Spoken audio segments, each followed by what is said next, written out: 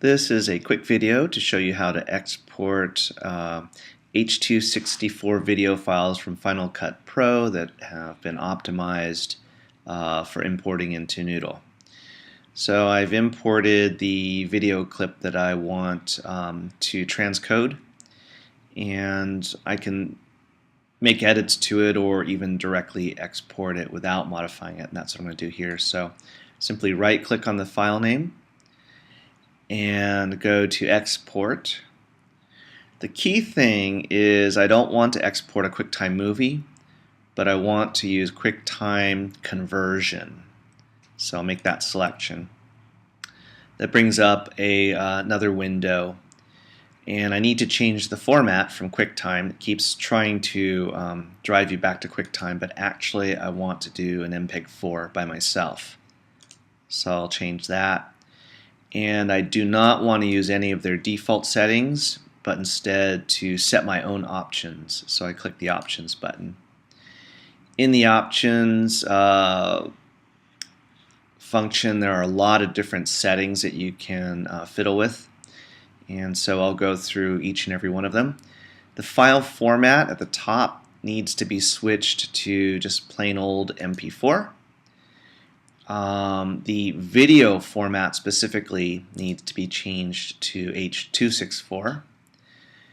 Here you can see the data rate limit, and this is what typically causes the overly large files that tend to lag and need a lot of buffering on our system. So here it's actually set too low. I would say push it up to 700 kilobits per second, but limit it to no more than that. The image size is probably okay just to go with current. And then the frame rate, I would keep that as current as well. If you start changing the frame rate, the sound and the video can sometimes get out of sync. So it looks like when they're talking, their mouth doesn't match the words that they're saying. And then set the keyframes to be automatic.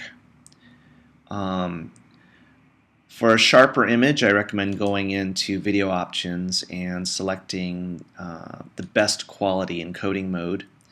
That does make it take potentially a lot longer to do the coding, but it's something you can kind of push the button and walk away from your computer for a while. I'd recommend using the best setting. If you go over to the audio tab here,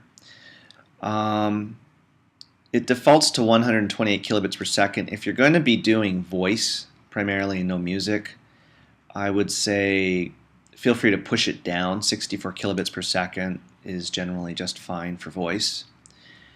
And if you don't need stereo, I would make it mono. Be careful though.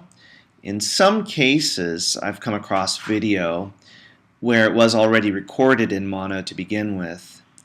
And when I say make it mono, it actually took the sound from, or tried to take the sound from the wrong track. And I ended up with silence. So if you're not sure, you could leave it on stereo.